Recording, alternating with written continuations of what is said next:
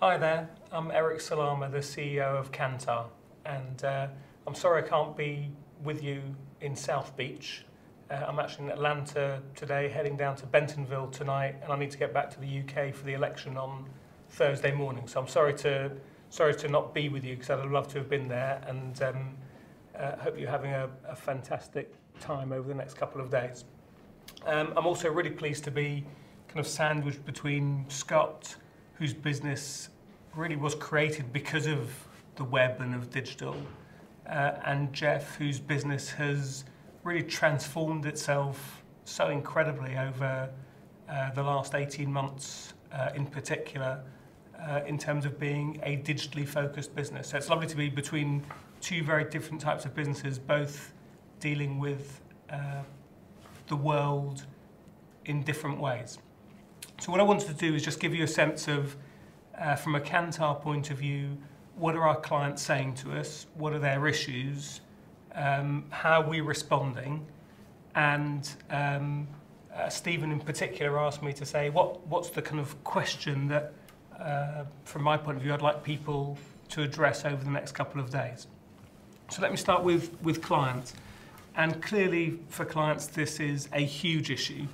And it's a huge issue because they know that their audiences and their customers are online to a greater extent than ever before, but they're still not quite sure what they're doing online, where they are online, what they're saying, and how best to reach them in the most cost-effective way possible.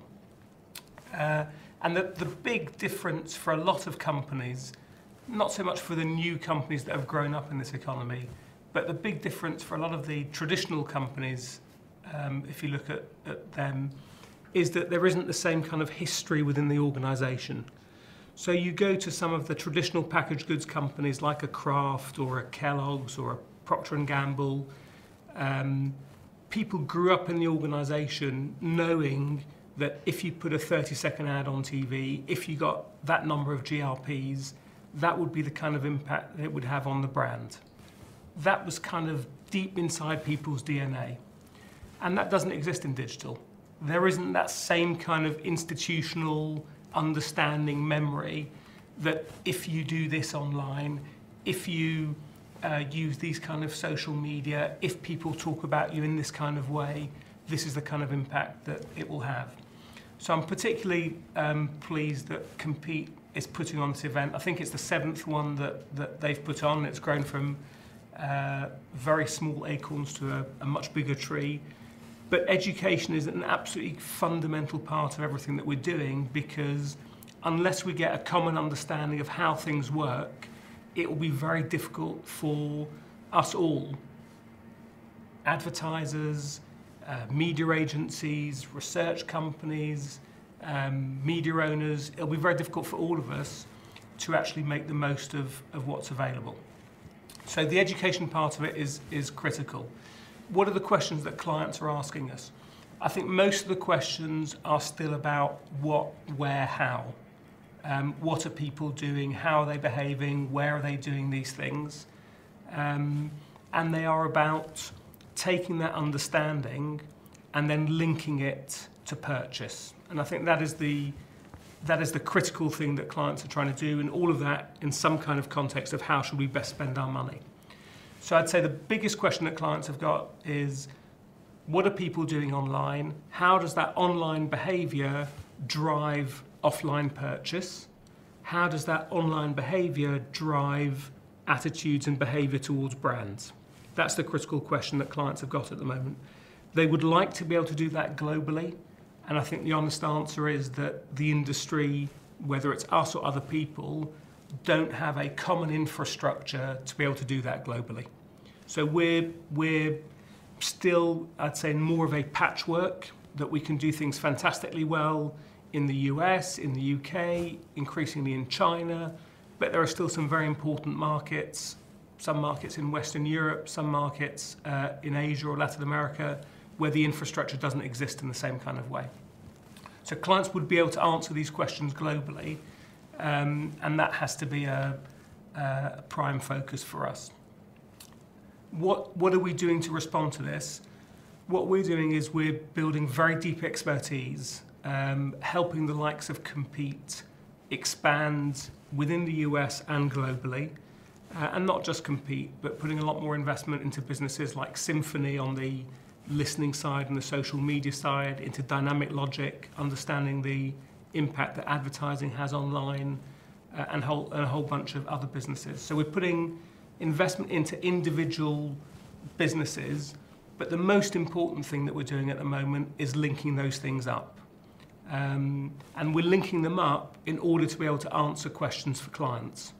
So we're linking up Compete's deep expertise and knowledge with the frequent shopper card data that we have from Kantar Retail, from Cannondale, so that we can answer the question, online behaviour leads to offline purchase of this sort of thing.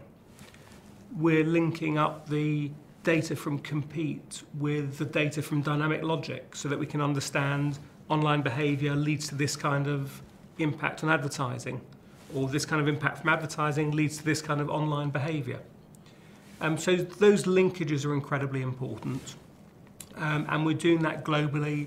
We're beginning to put the Compete toolbar onto some of our internet panels so that we can do survey research while understanding how people are behaving online, which is a huge step forward, so that we don't just understand their attitudes, we understand their attitudes and their behaviour.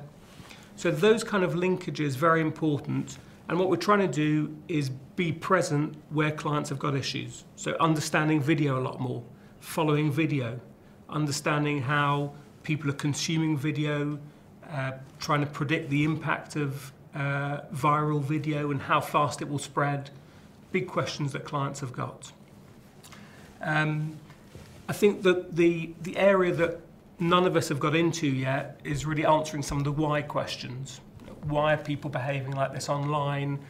Why are they reacting in this kind of way? But I think that will come. We need to get through some of the more factual questions in a way first and be able to answer questions around return on investment and budget allocation and the link between online and offline in particular. So that's what we're doing, and that's why this event is such a critical part of what we're doing, and thank you to the Compete people and to all of our sponsors for putting it on. As I said at the beginning, Stephen asked me, what's the one question that you'd like people to think about? And I guess the one issue that I come back to is, how do we create more of a common currency for us to be able to talk about things? So we do have TV ratings which people understand. We do have, in areas like copy testing, AI scores from Millward Brown that are an industry standard that people understand. I'd like us to be able to have some of those things in the digital space, because I think that kind of common currency will go a long way to helping us actually roll out more offers and be able to discuss things amongst ourselves in a much more productive way. So what are the things around which we ought to have common currencies? What are the metrics that we ought to be thinking about that, if we could make them the industry standard, would help everyone in this room actually do better in digital and help their clients more in digital? And if we can achieve that, I think we'll have gone a huge way. So thanks very much for listening. I don't want to hold up Jeff. Fantastic story at Kodak, and great credit to everyone there in the way that they're transforming their business. I hope you have a fantastic time, not just work, but on South Beach as well, and hope to get to see a lot of you soon. Thank you.